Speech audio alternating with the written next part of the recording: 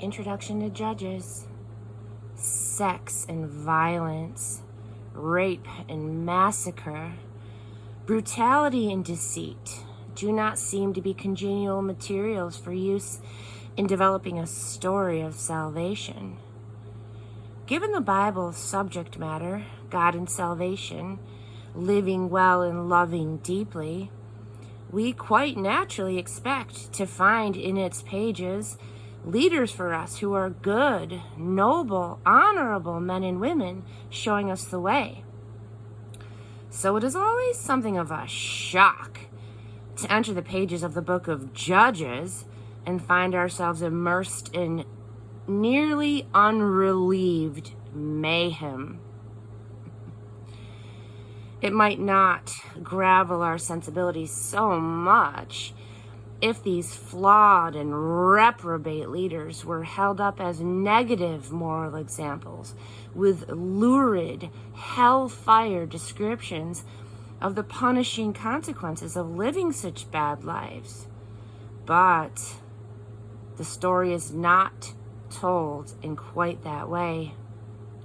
There is a kind of matter-of-fact indifference in the tone of the narration, almost as if God is saying, well, if this is all you're going to give me to work with, I'll use these men and women just as they are and get on with working out the story of salvation.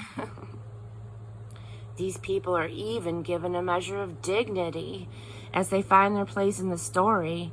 They're most certainly not employed for the sake of vilification or lampoon. God, it turns out, does not require good people in order to do good work. He can and does work with us in whatever moral and spiritual condition that He finds us in. God, we are learning, does some of His best work using the most unlikely people. If God found a way to significantly include these leaders or judges in what we know is on its way to becoming a glorious conclusion, He can certainly use us along with our sometimes impossible friends and neighbors. Twice in Judges 17:6 and 21:25, there is the telling refrain. At that time, there was no king in Israel. People did whatever they felt like doing. But we readers know that there was a king in Israel. God was king.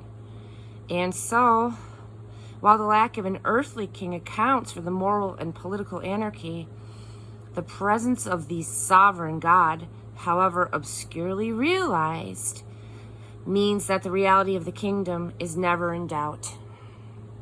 Who's this from?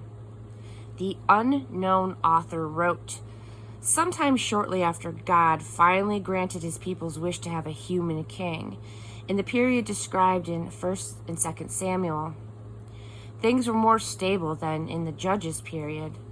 Laws were better enforced, and families didn't have to worry that marauding gangs might overrun their farms at any moment.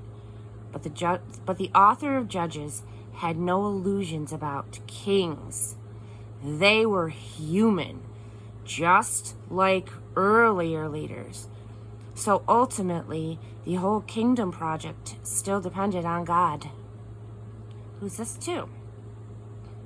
They were proud of their new king, thinking a strong man at the top would solve their problems. But the citizens of the new monarchy had the same bent towards fighting amongst themselves and adopting pagan habits that had plagued God's people for generations. People did whatever they felt like doing was still all too true.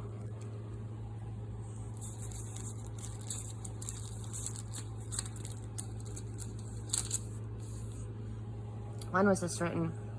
About 1220 through 1050 BC. The Philistines invaded the coasts of Egypt and Canaan around 1200 BC from somewhere near Greece. They traded and battled with the Greeks, who fought the Trojan War. Egypt quickly threw them out, but Israel struggled with them for about 150 years. They gave the land its Greek name, Palestine.